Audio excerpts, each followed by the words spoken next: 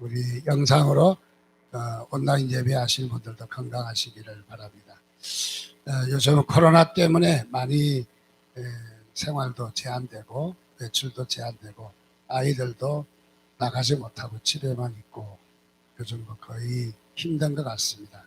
너무너무 힘든데 우리 이 코로나를 통해서 우리는 또 하나의 하나님의 은혜와 또 우리가 깨달을 수 있다면은 우리가 이것이 복이 될 수가 있습니다.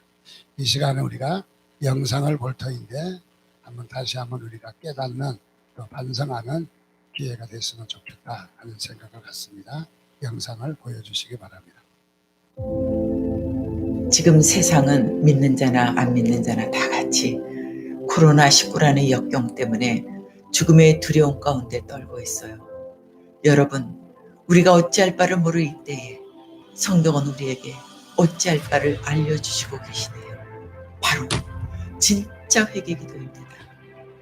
역대하 7장 13절에서 14절에 혹 내가 하늘을 닫고 비를 내리지 아니하거나 혹 메뚜기로 토산을 먹게 하거나 혹 연병으로 내 백성 가운데 유행하게 할 때에 내 이름으로 일컫는 내 백성이 그 악한 길에서 떠나 스스로 겸비하고 기도하여 내 얼굴을 구하며 내가 하늘에서 듣고 그 죄를 사하고 그 땅을 고칠지라 주님이 말씀해 주셨어요. 지금 교회 곳곳마다 기도의 물결이 넘쳐나고 있습니다. 이때 예수 그리스도를 구주로 영접한 모든 믿는 자, 어린아이들부터 노인까지 한마음 한뜻으로 한날에 기도하기를 민족과 민족, 인종과 인종, 나라와 나라를 넘어서서 열방의 믿는 자들이 하나가 되어 예수 그리스도의 이름을 부르며 철저히 우리의 죄악을 회개하는 시간을 갖기 원합니다. 이때 우리가 회개할 첫 번째 죄악은 지극히 높으신 영화로우신 하나님을 경홀히 여기고 그로 인하여 하나님의 말씀을 불순종하고 거역했음을 회개해야 합니다. 내가 거룩하니 너희도 거룩하라 말씀하셨는데 우리는 그러지 않았어요. 오히려 우리는 미움과 불신과 교만과 거짓과 우상숭배와 방탕, 우리가 주님 앞에 죄악으로 나왔어요. 주여, 거룩하게 살지 못하고 용서하여 주옵소서. 두 번째 죄악은 우리를 구원하시려 우리의 죄를 위하여 십자가에 못 박히게 하신 예수님의 십자가의 사랑, 보혈의 은혜를 너무 없이 여겼어요. 주님을 날마다 다시 십자가에 못 박히게 예수 그리스도의 사랑 세상에 나누죠. 나 이기적으로 나 자신만을 위해 살아가는 주여 용서해 주옵소서. 세 번째 죄악은 주님의 다시 오심을 준비하라 말씀하십니다. 나라와 민족의 죄를 위하여 회개하지 못하고 열방의 죄를 위하여 회개하지 못하고 영혼의 구원을 위하여 기도하지 못하죠. 주여 용서해 주옵소서. 하나님 아버지의 통한 마음을 우리의 심령에 부어서 우리가 아버지의 마음에 합당한 회개의 기도를 할 수 있도록 도와주세요. 죽은 자도 살리시고 전능하신 하나님, 코로나는 아무것도 아니고 선물, 코로나를 통하여서 살아계신 하나님의 위대하시고 하나님의 하나님 되심을 세상에 나타내시고 하나님께서 영광 받으시고 원합니다. 우리 믿는 자들이 아버지의 얼굴을 구하며 아버지의 통한 마음으로 진짜 진정으로 회개할 때 하나님의 약속의 말씀대로 우리의 기도에 응답하시오 이 땅과 이 세상을 고쳐주실 줄 믿습니다. 아멘. 주 예수여 어서 오시옵소서.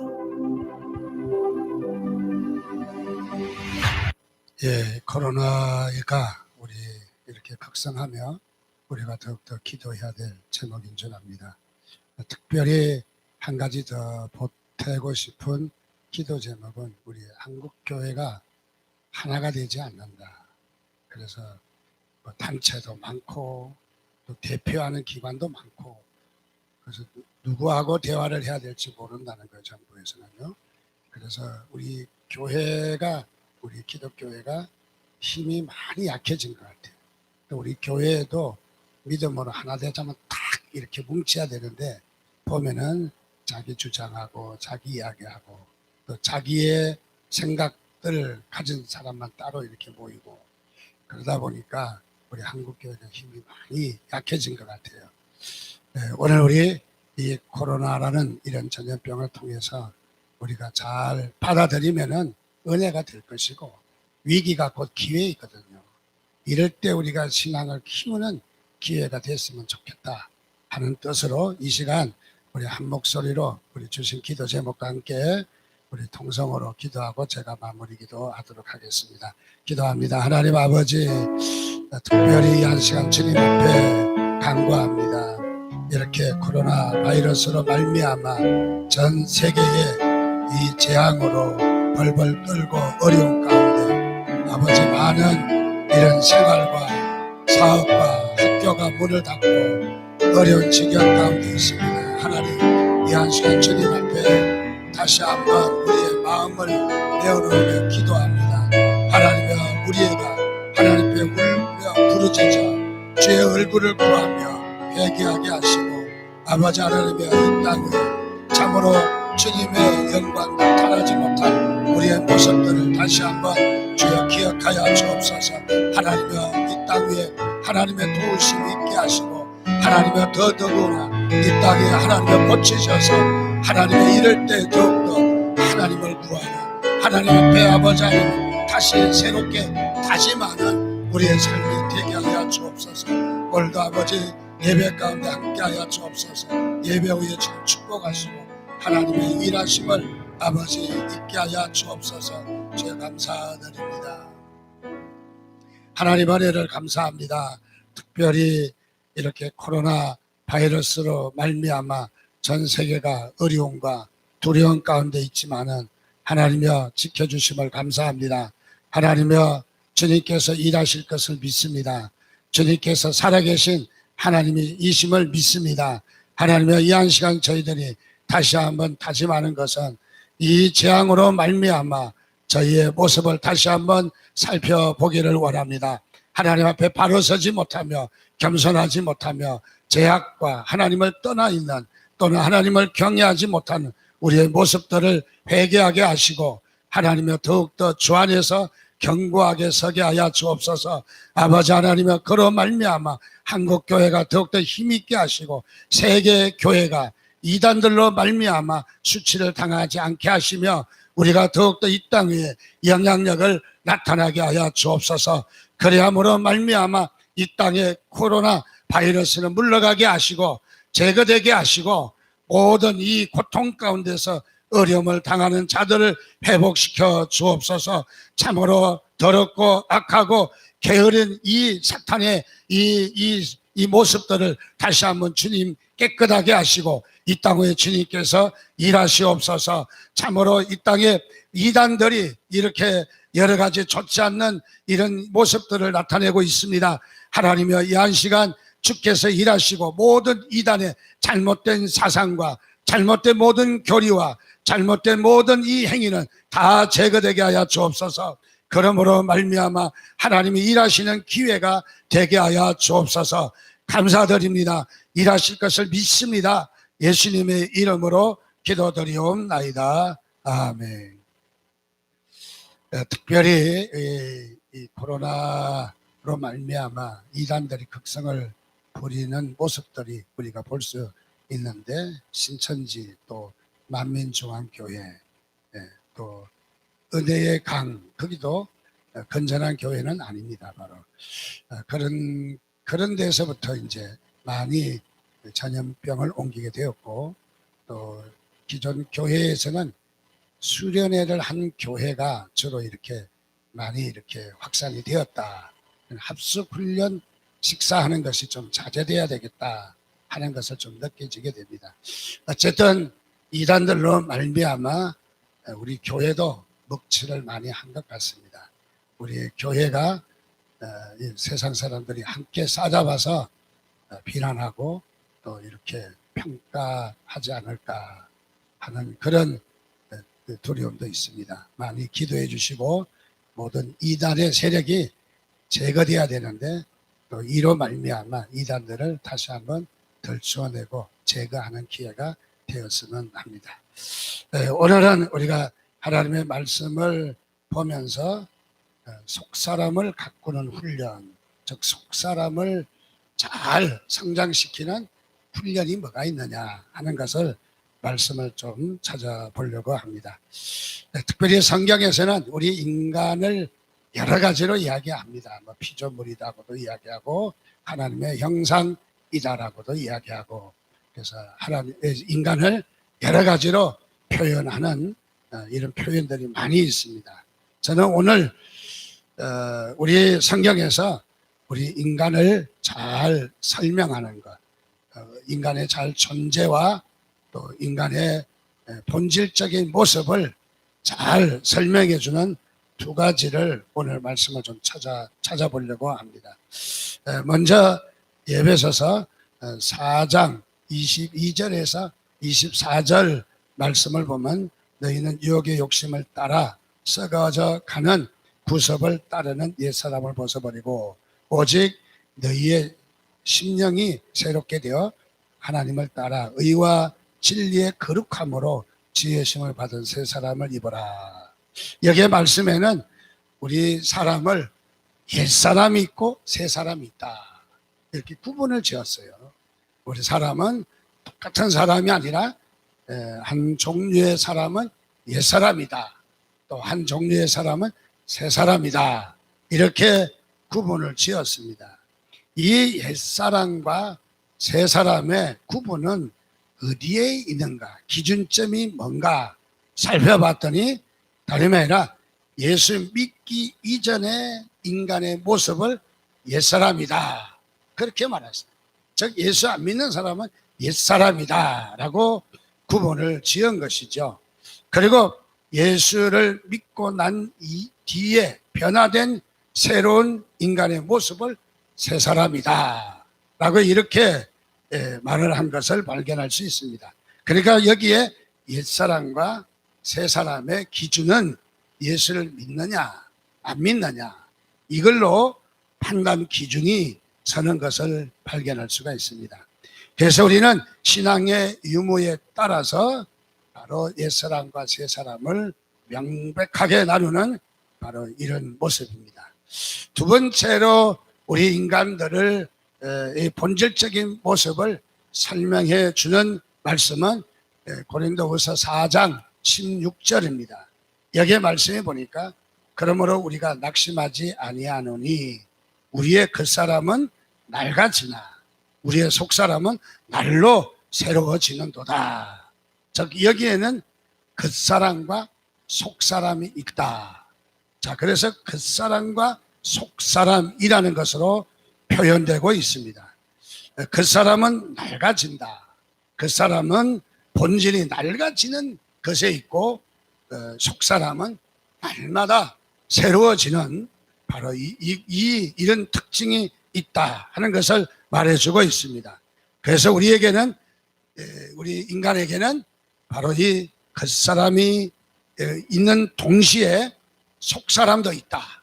그래서 우리는 한쪽으로만 끝난 것이 아니라 우리는 겉사람이 있고 또 그 동시에 속사람도 우리에게 있다. 이 두 가지가 우리에게 존재하고 있다는 것을 말해주고 있습니다. 그래서 신앙이 있든 없든 간에 바로 겉사람이 있고 또 속사람이 그 안에 존재되어 있다 하는 것을 말해주고 있습니다. 그러면 겉사람과 속사람은 도대체 무엇을 말하는 것일까? 고린도후서 4장 18절 말씀에 보니까 우리가 주목하는 것은 보이는 것이 아니요 보이지 않는 것이니, 보이는 것은 잠깐이요 보이지 않는 것은 영원합니다. 자, 여기에 말씀에 보니까 우리가 주목하는 것은, 우리가 관심을 가지고 있는 것은, 우리가 또 깊이 봐야 될 것은 그것은 보이는 것이 아니요 보이지 않는 것이라는 거죠. 보이지 않는. 그 보이는 것은 바로 우리의 겉사람을 이야기하는 거고, 보이지 않는 것은 속사람을 이야기하는 거죠. 그래서 보이지 않는 속사람이 우리의 주된 관심이다 라고 말해주고 있습니다.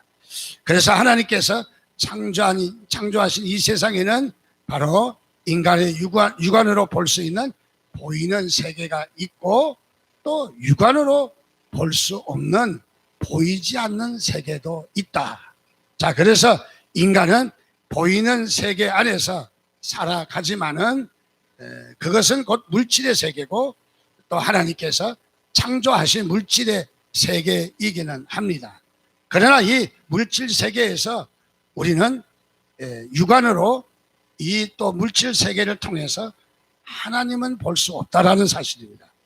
그래서 하나님은 이 보이지 않는 세계는 우리가 육신으로 볼 수가 없다 하는 것을 말해주고 있습니다.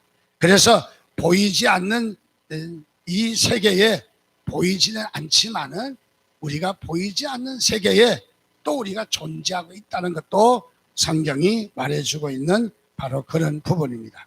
그래서 바로 이 보이지 않는 세계, 곧 이것은 영적인 세계를 가리키는데, 이 영적인 세계는 그야말로 인간의 눈으로 또 보이는 이 세계로서 우리에게 보여지지 않는다는 거죠.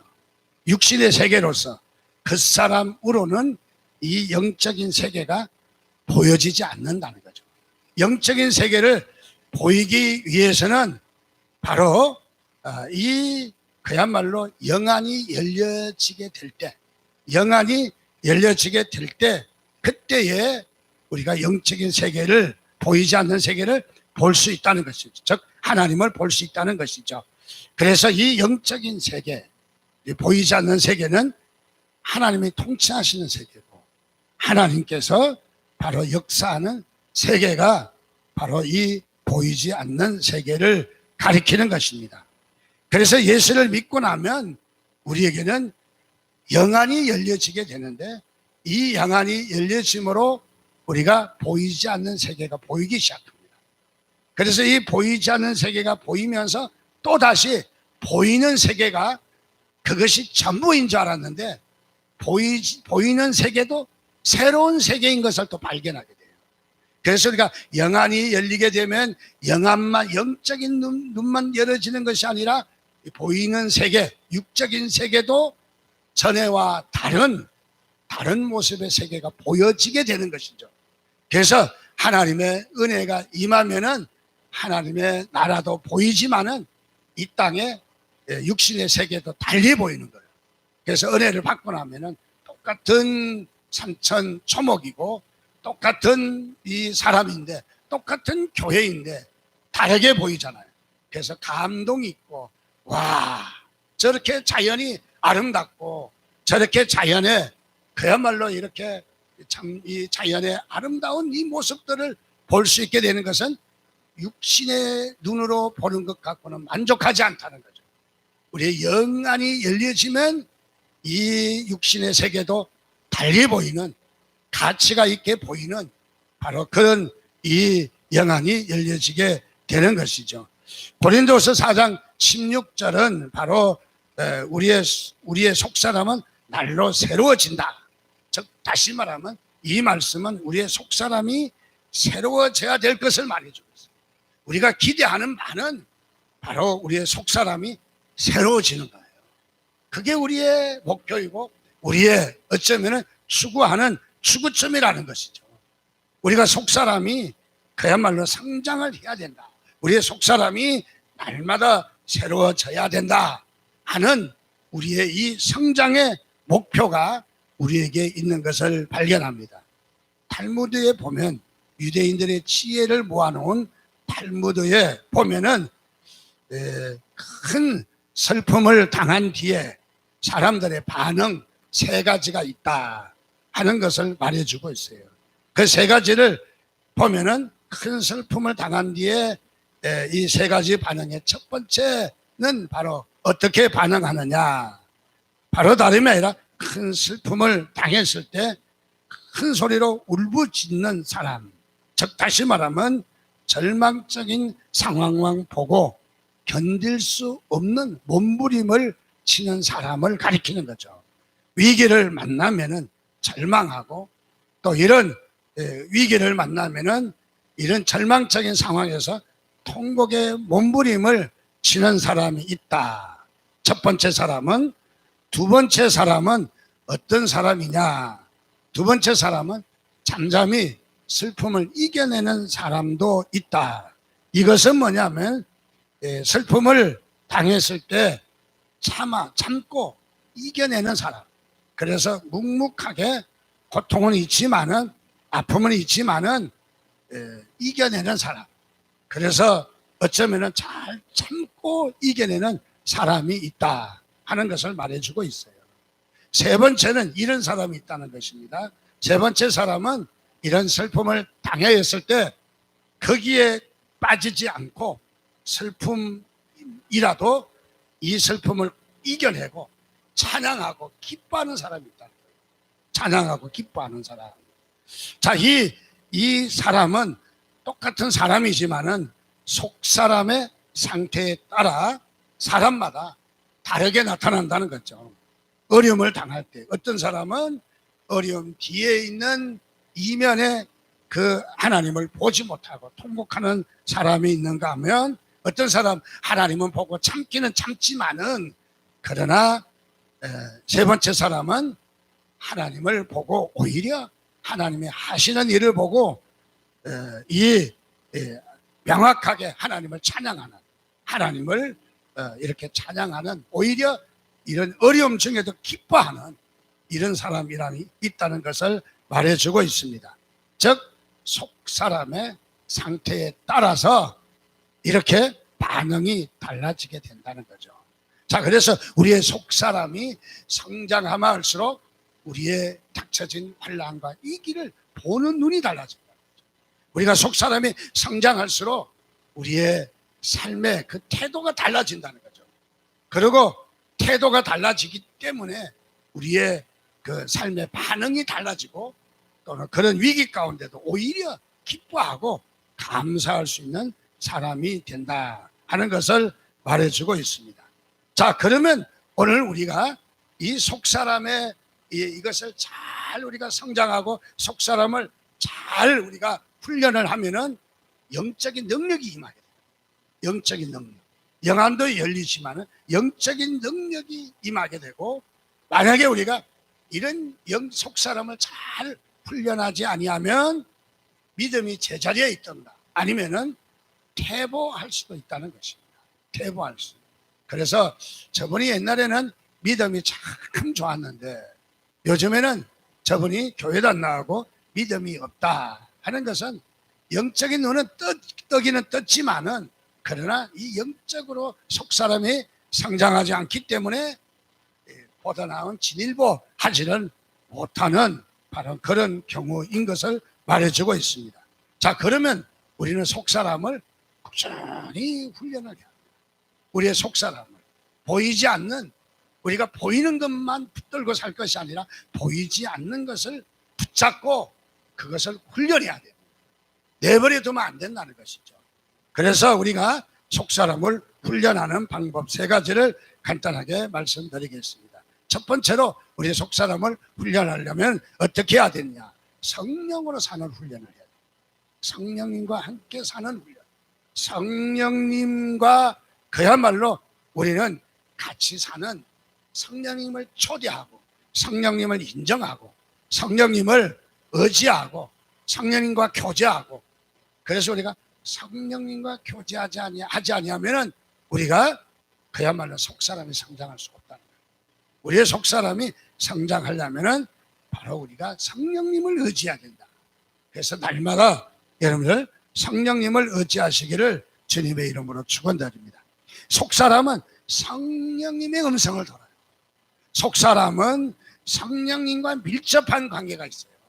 그래서 우리는 이 성령이 임하시면 속사람이 새롭게 되고, 속사람이 깨어나고, 속사람이 능력이 임하고, 속사람이 하나님께서 일하시는 놀라운 바로 장이 되는 것입니다.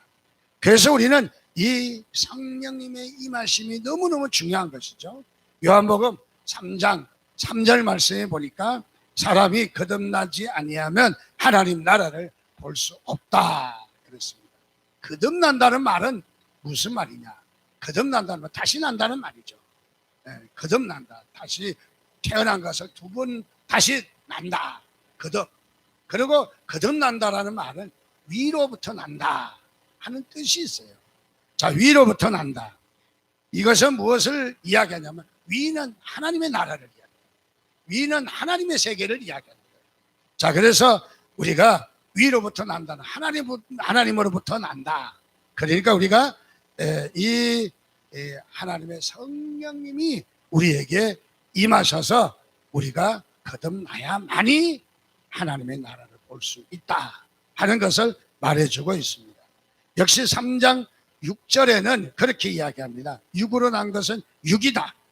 영으로 난 것은 영이다. 자, 육으로 난 것은 단정을 지어서 이야기합니다. 우리가 육으로 제 아무리 선행을 해가고 육으로 제 아무리 우리가 많은 일들을 한다 할지라도 그 모든 것은 다 육인 거예요. 육적인 거예요. 그것은 보이는 세계, 겉사람이라는 거죠.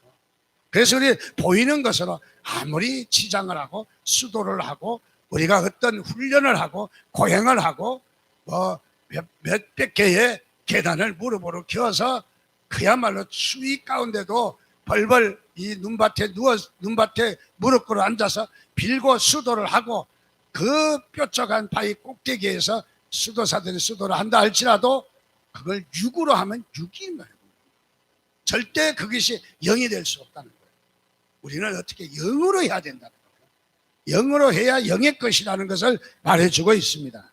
자, 그래서 우리는 작은 일이라도 여러분 영적인 일로 행할 수 있기를 주님의 이름으로 축원드립니다.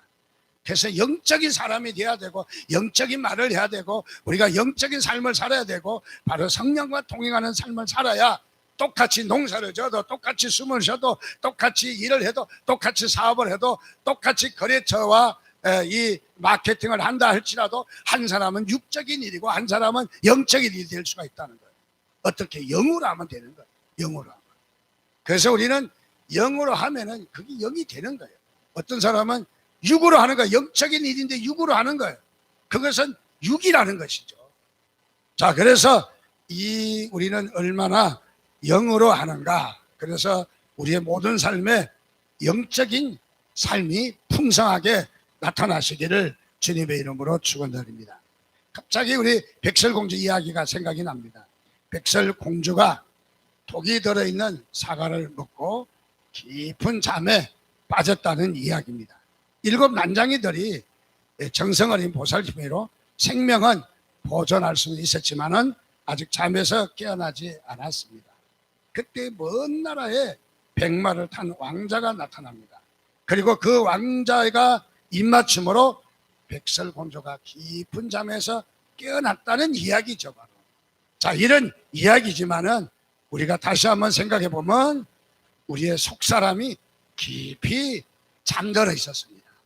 우리의 속사람이 그야말로 깊은 잠에 들어 있었는데 바로 성령님이 오셔서 우리에게 입맞춤으로 말미암아 우리의 속사람을 깨워주신 것이죠.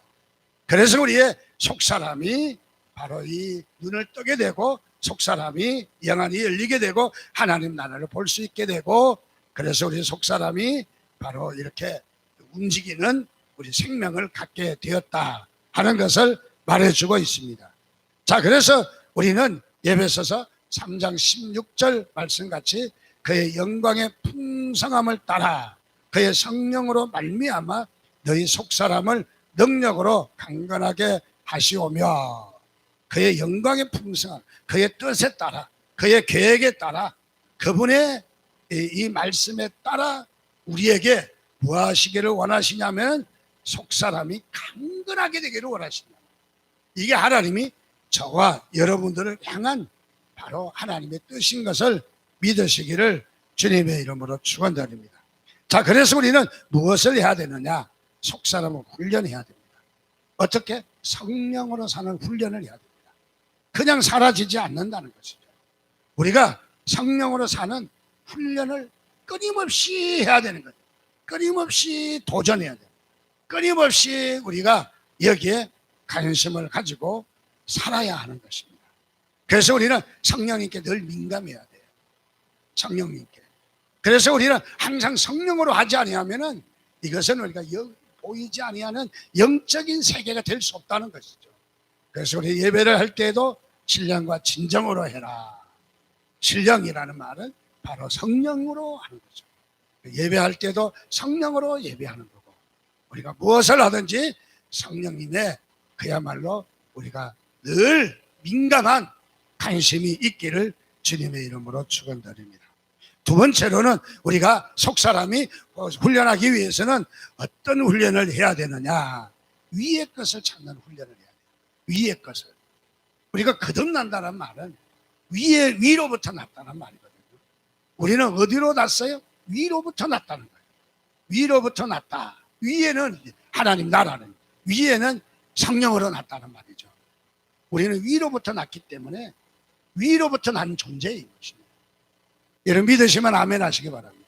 우리가 위로부터 난 존재예요. 가령 물고기가 육식을 하겠다고 육지에 나와서 소고기도 먹고 돼지고기도 먹고 살 수 있을까요? 살 수가 없어요. 또 육신에 있는 이 육지에 있는 소나 말이나 이런 개나 이런 짐승들이 나는 물속에 가서 살겠다 하고 물속에 뛰어들으면 잠시는 호흡을 할지 모르지만은 살 수가 없는 거예요. 왜? 그들이 살아야 될 것이 아니라는 거죠.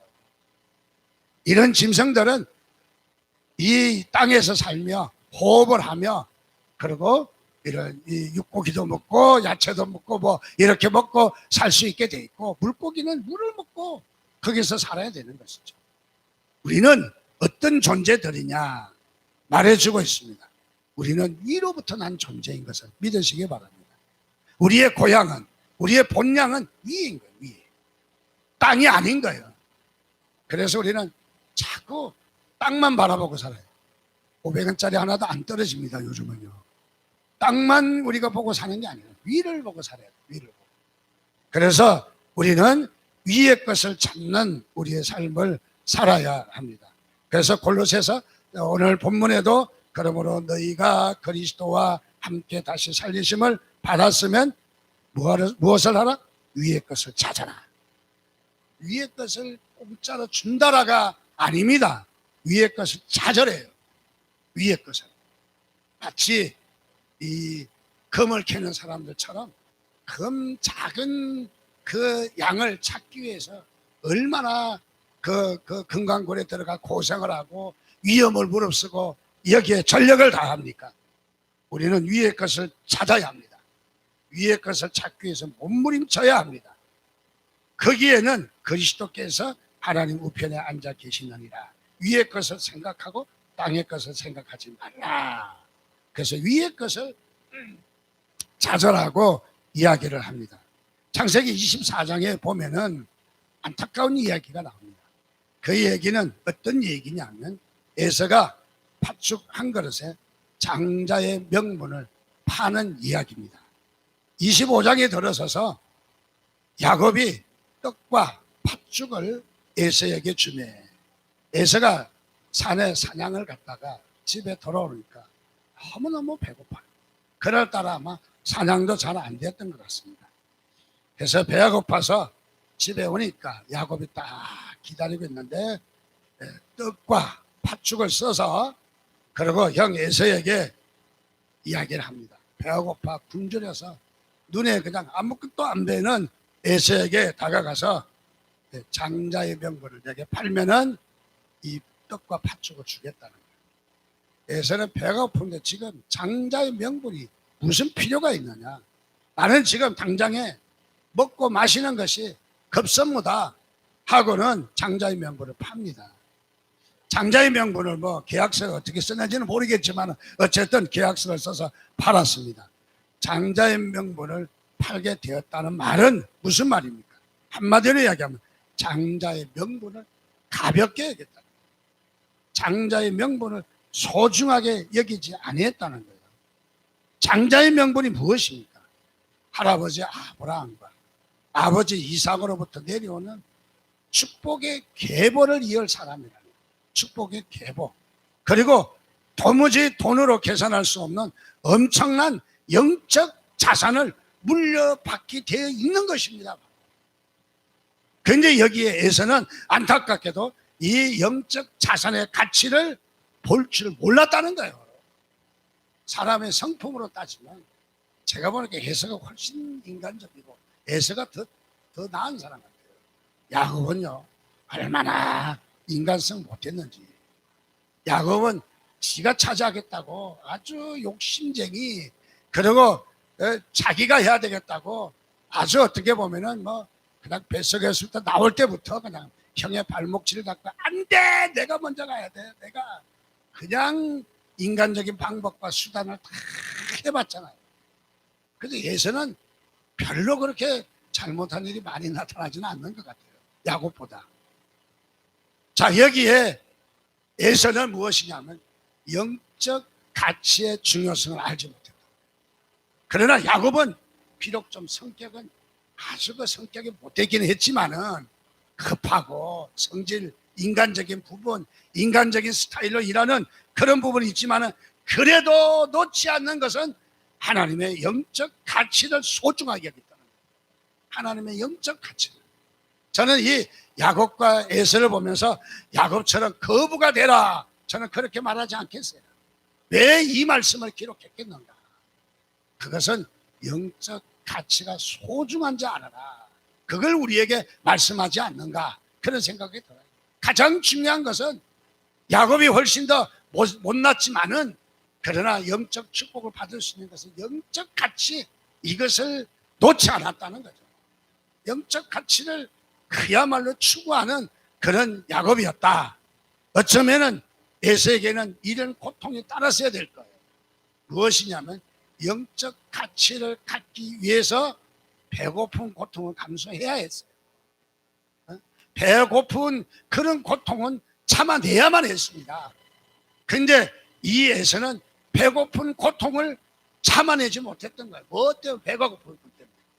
이런 배고픈 고통을 좀 참아내야 되는데 참아내지 못했어요. 우리가 한참 배고프면 눈에 뵈는 거 없잖아요. 근데 그때 조심해야 돼요. 사탄은 언제 우리에게 와서 역사하느냐 하면은 틈이 보일 때. 그래서 사탄은요, 우는 사자와 같이 삼킬 자를 찾는다. 틈이 보인 거. 자, 멀쩡하게 건강하고 탄탄한 사람에게 가서 실험합시다 하지 않았나? 적군은 어디를 공격해요? 이만기의 그 약점을 파고드는 거예요. 약점을. 이만기의 다리가 삐걱삐걱해서 저 쩔룩거리고 들어오는 거 보니까 거기만 공격하는 거예요. 거기만.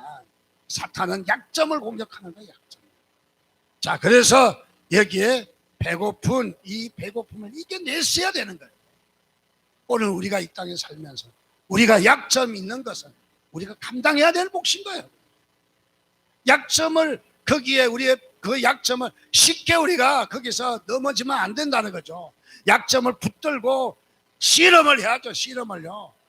그래야 되는데 약점에 쉽게 해서는 그야말로 팥죽한 거예요. 이 고통을 감내하지 못하고 영적 자산을 그야말로 한순간에 팔아버린 바로 이런 모습입니다.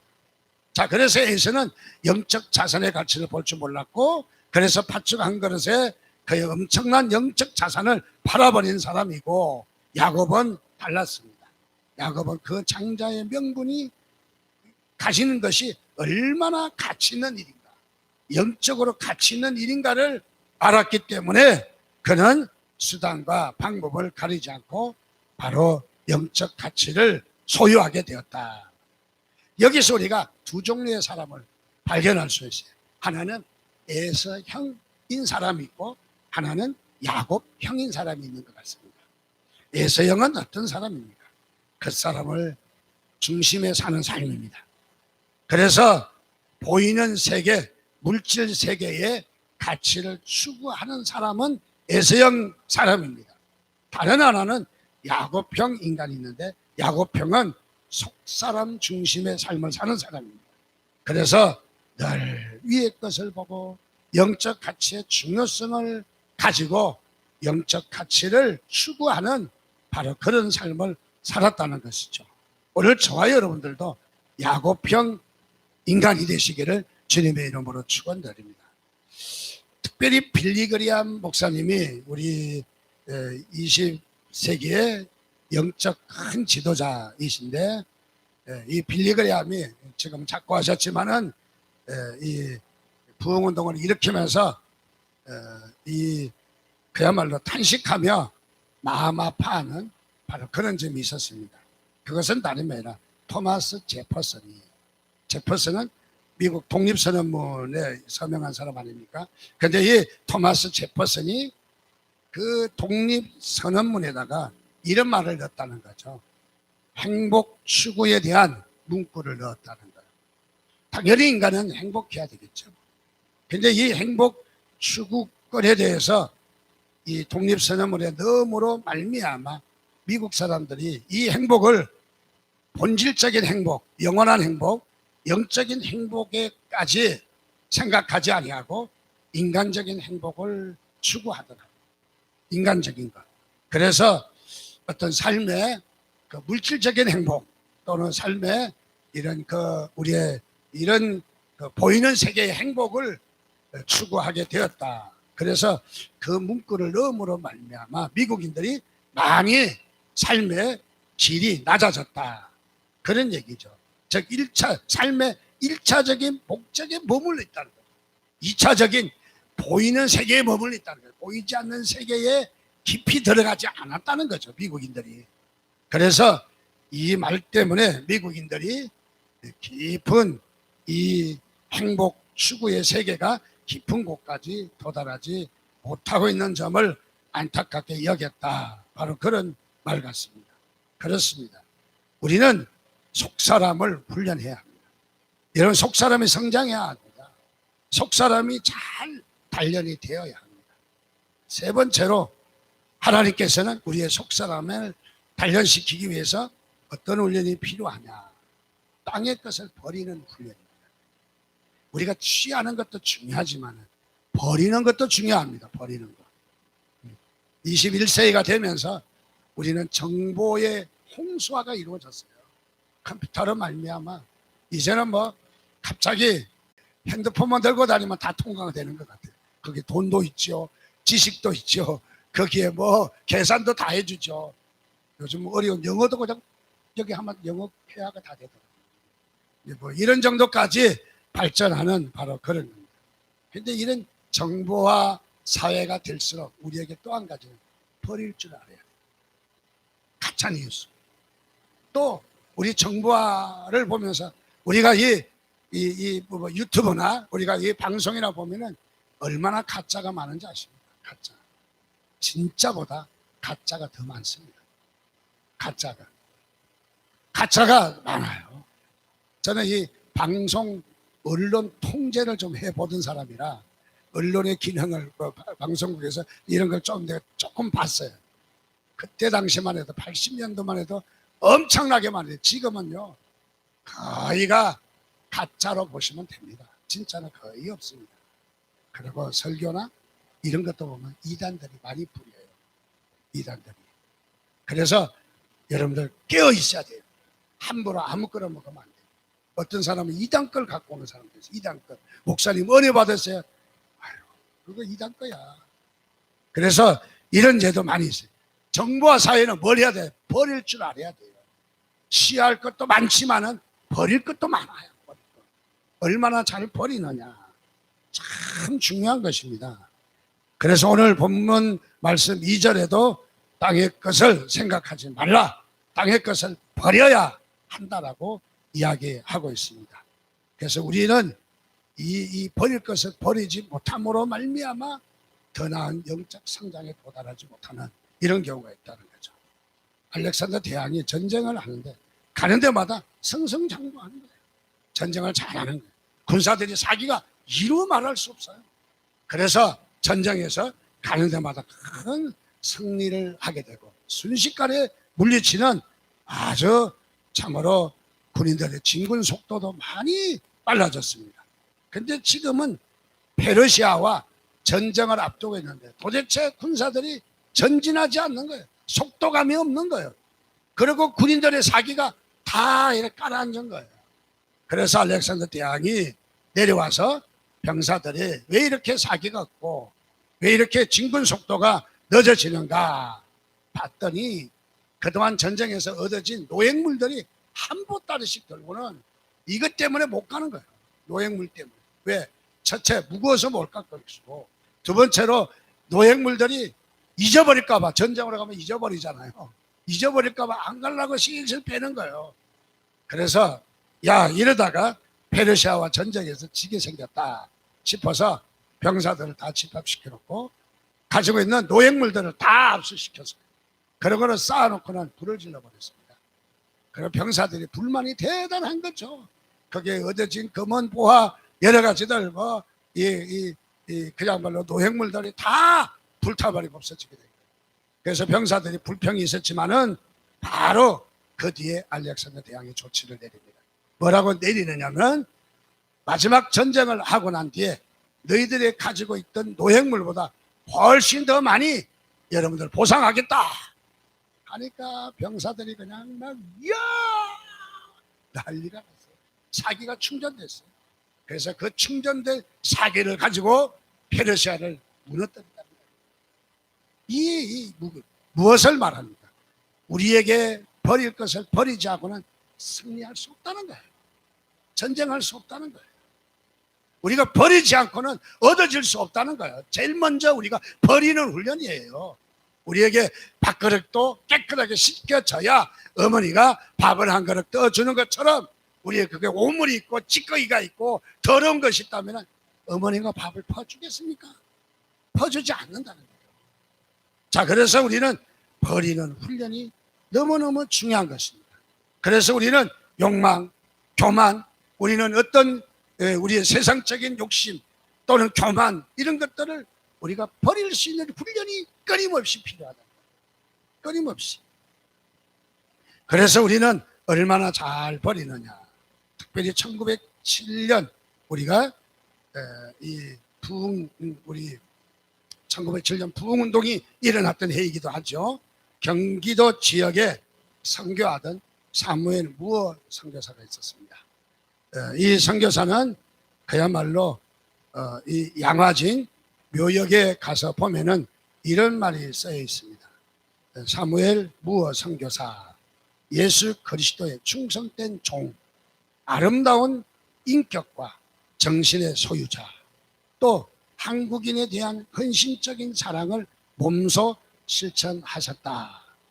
이 선교사가 사실은 많이 드러나지 않지만 대단한 선교사예요. 우리가 꼭 기억해야 될 선교사예요. 마르다 헌털리라는 사람이 있는데 이분이 우리나라에 선교하러 왔다가 옛날에 우리 군사정권 때 쫓겨난 사람이기는 합니다. 그런데 이분이 책에 이런 말을 했습니다. 사무엘 무어 선교사는 백정이 알죠? 소 잡고 돼지 잡고 하는 그때 천한 직업으로 여겼으니까 그래서 백정해방운동은 그의 백정해방운동은 세계를 뒤집어 놓은 사건이다. 그리고 이런 말을 했습니다. 링컨의 노예해방운동의 감격이 조선의 백정해방운동에 비하여 더 큰 것이라고 말할 수 없다. 그러니까 링컨의 해방운동에 전혀 뒤지지 않는 조선의 백정해방운동을 한 분이라는 얘기. 자, 이분에 대해서 자세하게 말씀드릴 수는 없고 이분이 1892년에 우리나라의 선교사로 와서 이 선교를 했습니다. 특별히 이 경기도 지역, 지금은 서울로 된 지역이 많이 있지만은 한강에서도 이렇게 사역을 하고 그 배를 타고 이렇게 이 선교를 하기도 하고 그렇게 선교를 하는 중에 누구를 만났냐면 박가라고 하는 백정을 만났어요. 이때 당시는 박가라고 왜 하느냐? 이름이 주어지지 않았어요, 백정이. 근데 후에는 이름이 이제 박성춘이라고 하는 이름으로 주어지게 되는데 이 박가라고 하는 백정이 그야말로 이 교회로 오게 되었어요. 천주교에서 그 가르치는 학당에 공부를 하고 싶었는데 그는 돈을 받는 데고, 기독교에 사는 데는 본당골에 개신교 선교사들이 돈이 없어도 배울 수 있는 학당을 만들어서 돈 때문에 거기에 가게 되었어요. 자, 거기서 바로 그 교육을 받습니다. 그런 교육을 받는 과정에서 그야말로 놀라운 일이 일어납니다. 1894년 어느 날 박가는 열병, 발진 디푸스라고 하는 병에 걸려서 헤매게 되었습니다. 죽게 되었습니다. 그때 당시에 우리나라의 의식 구조는 열은 열로 고친다. 또 그래서 냉은 냉으로 고친다. 뭐 이런 말이 있어가지고 더운 방에서 몸을 지지기는 했지 하고 무당을 불러다 붓도 해보았지만은 병을 고칠 수가 없었어요. 자, 이때에 무어는 자신의 동료 선교사인 에비슨 선교사에게 왕진을 부탁했고, 에비슨 선교사는 당시에 고종의 시의였어요. 고종의 왕의 의사였다는 거예요. 왕의 의사였다는 거예요. 왕의. 자, 그래서 왕의 옥체를 만진 자가 이 백정의 몸을 만질 수가 없는 거예요. 그런데 여기에 에비슨의 특별한 바로 이 사랑으로 이 박가는 그야말로 병이 다 낫게 되었습니다. 그래서 이름이 그 이후에 박성춘이 되었는데, 이 박성춘은 바로 무어가 개척한 곤단골 교회에 바로 출석하게 되었는데, 이 백정 출신 박성춘이 예배에 오자 교회 문제가 생겼어요. 다른 사람이 다 교회 안 나오겠다는 거예요. 백정하고 같이 할 수 없다는 거예요. 그래서 교회를 따로 띄어서 또 하나 개척했습니다. 백정이 다니는 교회. 그러다가 은혜를 받아서 이 교회가 하나가 되었습니다. 두 개가 하나로 합쳤습니다. 그 교회가 지금 파고다 아케이드 옆에 있는 성동교회, 우리 교단이 아주 굴지의 교회죠. 성동교회가 그렇게 해서 탄생되어진 거예요. 그래서 이 끝으로 박성춘은 무엇을 했느냐 하면은 은혜를 받고 병이 낫게 되자 전도자가 되었습니다. 전국에 3만 명의 백정을 그리스도에게 돌아오도록. 그래서 초창기 우리 한국교회는 거의가 다 백정이 교회를 세웠어요. 백정. 요즘은 뭐 천한 직업이 아니지만 양해하고 들으세요. 그래서 이 전국에 3만 명이 뭐 얼마나 돌아왔는지는 제가 통계를 갖고 있지 않지만은, 그래서 이 백정이 해방되고 계급에서 해방되고, 그야말로 이런 천민 중에 뭐 무당 뭐 이런 뭐 그냥 갓밭이 이런 뭐 중에 제일 마지막에 백정이에요. 그래서 백정은 임금도 받지 않고 일을 했어요. 부잣집에 제삿날이나 뭐 이렇게 하게 되면 고기를 잡아주고 짐승을 잡아주면 돈을 받지 않고 고기 띄워줄 망정. 그런 정도 가치가 없다는 거죠. 자, 그런 사람이 성경을 들고 돌아다니며 엄청난 복음운동을 벌였습니다. 그리고 백정들이 돌아왔습니다. 한국교회 조사에 보면 백정에 의해서 세워지고 건축되어진 교회가 초창기에 엄청나게 많다는 거예요. 엄청나게. 그래서 이런 큰 일을 행하게 되었다. 자, 이름으로 말미암아 무엇을 우리가 말할 수 있습니까? 정말 이 그리스도인들은 바로 어떤 삶인가를 우리가 보여주잖아요. 바로 거기는 버릴 것은 버리고, 또는 계급의식을 버리고 한 교회가 되고, 처음에는 그러지 못했지만, 그리고 더 나가서 바로 이렇게 복음을, 하나님 나라를 일구는, 세우는 일꾼이 되었다 하는 모습을 보며 오늘도 우리가 우리의 속사람이 능력과 성장하시기를 주님의 이름으로 축원합니다.